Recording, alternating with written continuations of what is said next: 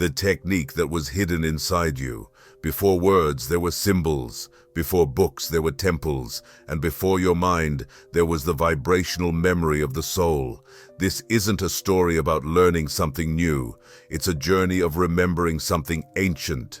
For centuries, the Egyptian initiates didn't teach truth. They revealed it through silence, vibration, and sacred rituals of remembrance. Because the soul doesn't evolve by adding, it evolves by removing the false. This video is not just content, it's a portal. And if you're watching it now, it means the portal is already open within you. Chapter 1. The Forgotten Technique of the Egyptian Initiates. Before the word, there was the vibration.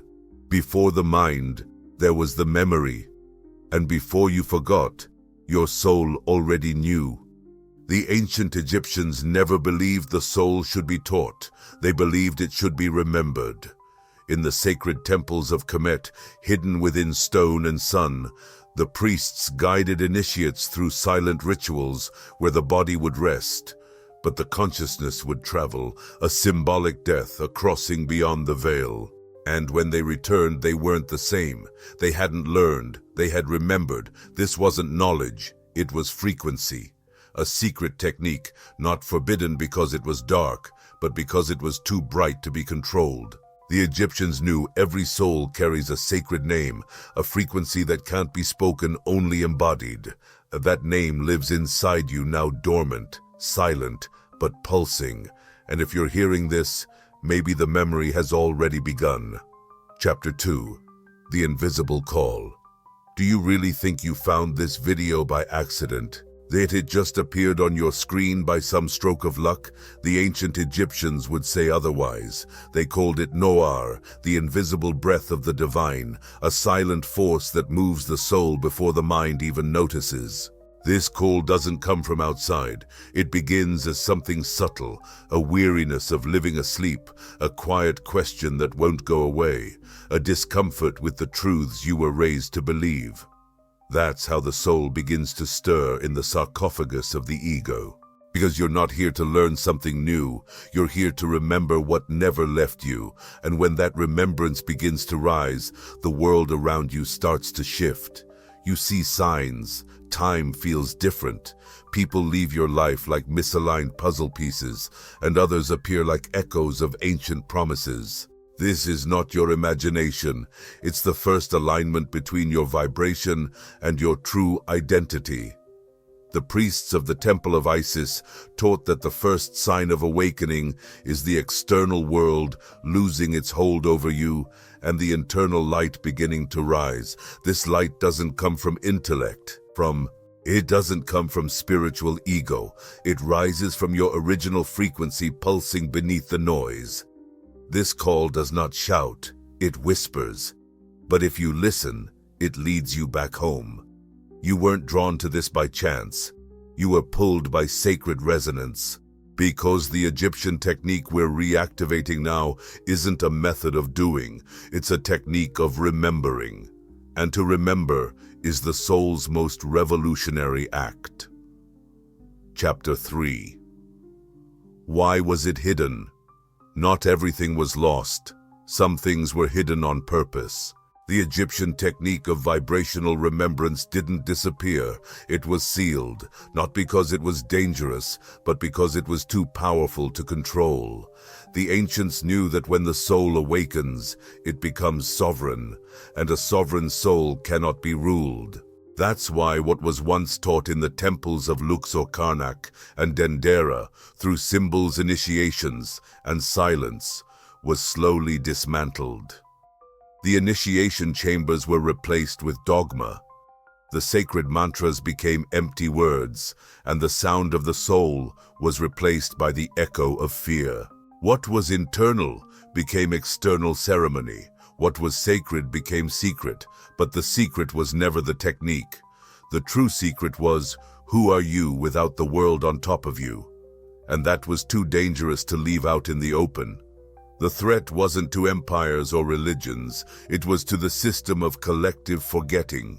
A system built to keep you distracted, divided, and disconnected from your true self. The Egyptian priests said, If you wish to hide something sacred, place it where no one will look within themselves. And so it was. The technique was hidden inside you, encoded in your energetic field, written in the rhythm of your breath, inscribed in the pulse of your spiritual heart. Now, after thousands of years, this vibration is rising again, not as external knowledge, but as an inevitable remembrance. Those who tried to erase it failed for one reason.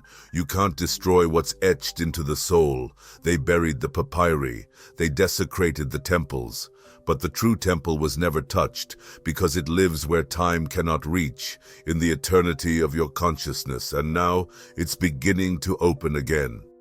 Chapter 4. The 3 Keys of Reawakening. The Egyptians didn't use manuals, they used portals. Each portal could only be opened with a very specific vibration. They didn't speak in doctrine, they lived by resonance. In the mystery schools of ancient Egypt, initiates weren't seeking more information. They were seeking 3 keys that would reawaken the soul's eternal memory. These 3 keys still exist. They are within you now, dormant yet alive. And the moment to use them has come. First key, vibrational silence. This is not the silence of absence, it's the silence of absolute presence. In the chambers of Isis and beneath the temple of Saqqara, initiates would remain in complete silence for days, not to hear something, but to clear the internal noise, because the first veil is always the mind. And while the mind talks, the soul waits in stillness. Vibrational silence doesn't isolate you from the world. It realigns you with your origin. The true voice of your being can only be heard in the center of stillness. That's where your frequency begins to remember itself. Second key, the living symbol. Egyptian symbols weren't meant to explain, they were meant to activate. The Eye of Horus wasn't just an amulet, it was a vibrational mirror.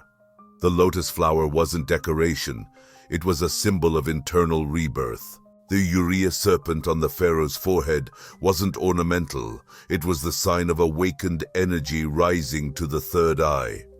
When you focus on a sacred symbol with presence, you don't imagine it, you remember it. Not with belief, but with inner knowing. Because symbols speak the language of the soul, and the soul understands without words. Third key, resonance with the hidden name. Every soul, the Egyptians said, carries a secret name. Not a sound, but a living frequency that defines its divine identity in the cosmos. This name cannot be given to you, it must be recognized. They called it Ren-Nita, the divine name, and it's not something you say, it's something you embody. When you align with that name, you no longer doubt, you simply know. There are no questions, only certainty and stillness. You don't speak it aloud, you live it from the inside out. And when these 3 keys, silence, symbol, and resonance come together, the technique doesn't just awaken, it begins to live through you. Chapter 5.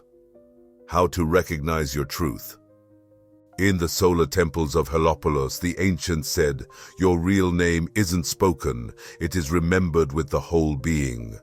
Truth doesn't shout, it resonates. It doesn't argue, it reveals itself.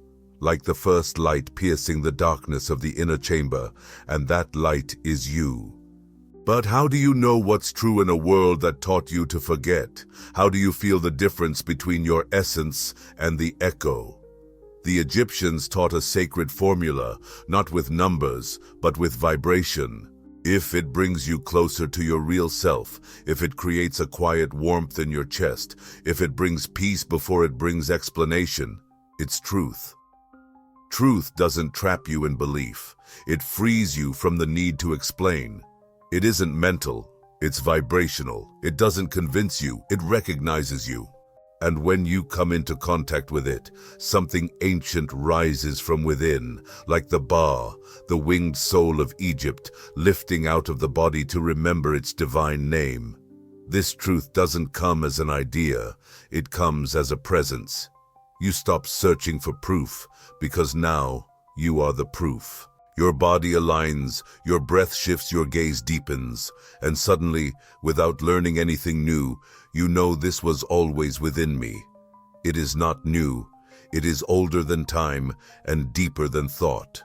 And now, it begins to rise through you. Chapter 6.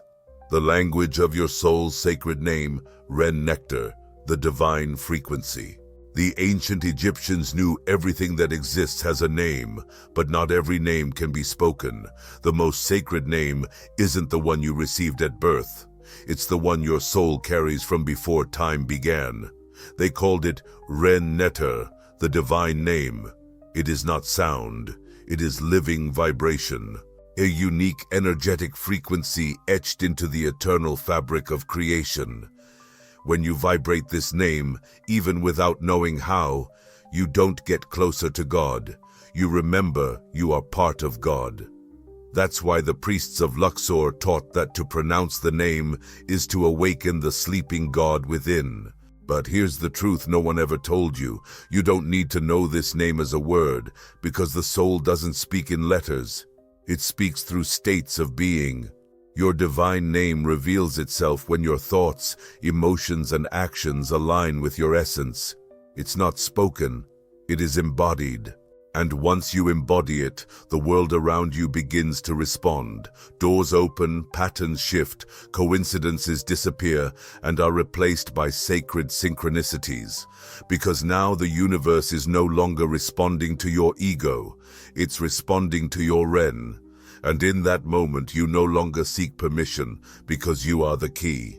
You are the password. You are the portal, unfolding from within. This is the silent sound the initiates heard in the deepest halls of the temple when all words fell away, and all that remained was the vibrational certainty of being.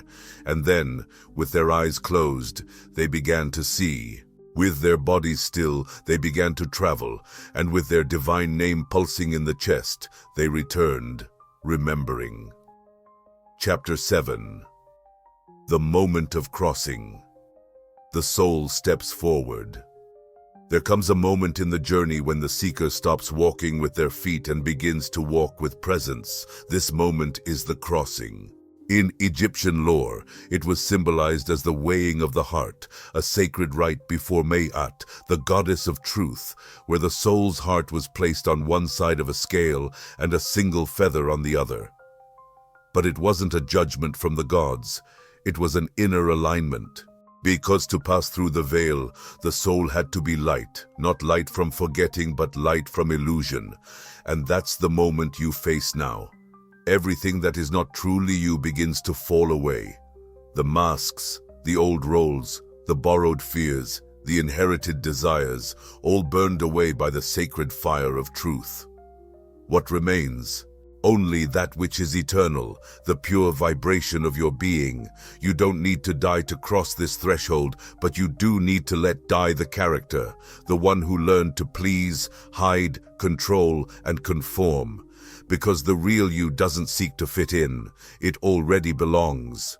At the crossing, you feel a subtle but irreversible shift. You realize you're no longer thinking about spirituality, you're embodying it in your breath. You are no longer visiting the temple, you are the temple. And life begins to respond to this vibration. Words become less important, truth begins to speak through action. Cycles collapse on their own because your soul no longer recognizes them. This is the turning point where the path stops being a quest and becomes a living remembrance. The Egyptian crossing wasn't about death, it was about rebirth, with awareness. And now, your inner Nile begins to flow again. You're not returning to the past, you are bringing the ancient present into now. You are crossing, and what comes next won't be about seeking anymore. It will be about holding the memory with every step. Chapter 8. Walk as one who remembers. After the initiate crossed the veil, the Egyptian priest didn't give them a new name, they gave them a new rhythm. Because one who remembers doesn't just think differently, they walk differently. The walk of an awakened soul has a subtle gravity. It's not arrogance, it's quiet presence. The true initiate doesn't need to claim anything. They radiate what they know, and the world responds. To walk as one who remembers is to live unmasked, to stop asking for permission to be whole, to refuse to shrink into who you once were just to keep others comfortable. It means to speak less and vibrate more. It means turning simple gestures into echoes of the inner temple, eating with awareness, looking with reverence, breathing as if you're praying, acting as if the gods within are watching, not to impress, but to honor your frequency. The Egyptians taught that after awakening, the soul must learn to sustain its vibration in movement, because it's easy to remember in stillness. But the true path is to remember in the middle of the world. That's when the technique becomes real.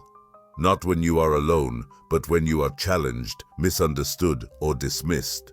And still, you do not forget who you are.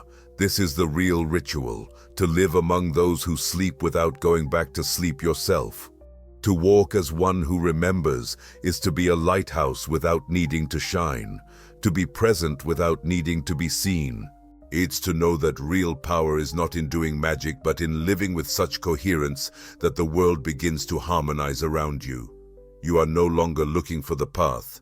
You are the path in motion. And one who walks remembering activates remembrance in others without speaking. Word.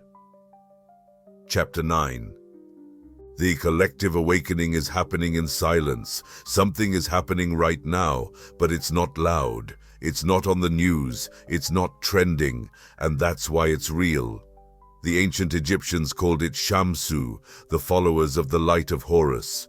His souls incarnated across lifetimes with a shared mission to remember and to help others do the same. You are not alone. In quiet places across the earth, men and women are hearing the same inner whisper. Something inside me is waking up. Some don't know how to name it. Others can no longer ignore it. But all feel the same thing.